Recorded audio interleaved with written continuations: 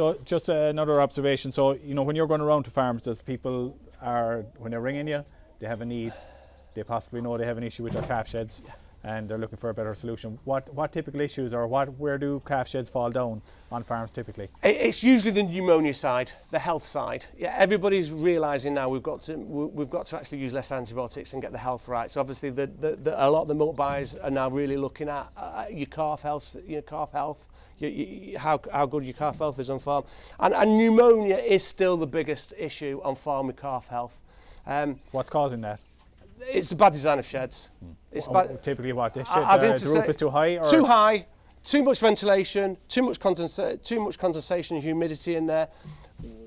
I think I may have said this to you before. We've actually, with baby calves, we should think about them different than bigger cattle. Bigger cattle need ventilation because they're ruminants, they produce body heat, they do the sack effect, they need ventilation. With baby calves, they're actually not producing any body heat until the ruminants. That can be 12 to 16 weeks. So at that stage, you actually if you put them putting those into a big drafty shed that can never be cleaned out, and a multi-pen shed, you can't clean those pens out.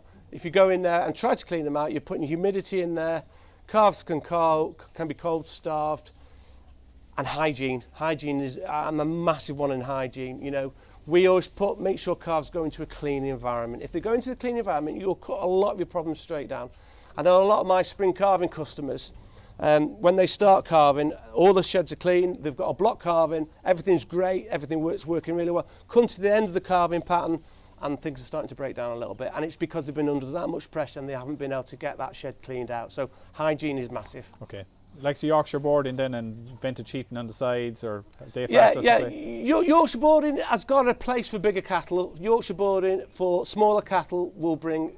It doesn't work the same. Right. You know, the stack effect does not work the same. When you say the stack effect, what do you mean by that? So it's when we've got inlets coming out the sides with the Yorkshire boarding and an outlet at the top. So the cold air comes in, or the air comes in, because cold air and hot air always want to transfer. So your cold air is going in. The stack effect from the heat from the cattle pushes that air up, and it puts it out through the vent at the top. That's how the stack effect works, like this. But with calves, it doesn't, because calves actually don't produce body heat. So then you get cold calves and you get starved calves. Bigger cattle, you've got to have the stack of feet. You've got to ventilate your shed. Yorkshire boarding is absolutely fine. With baby calves, it's a different thing. I'd also say as well, a massive thing for calf health is to keep everything really dry. If you notice with these units, you can't see any liquid, you can't see any condensation, bedding's dry.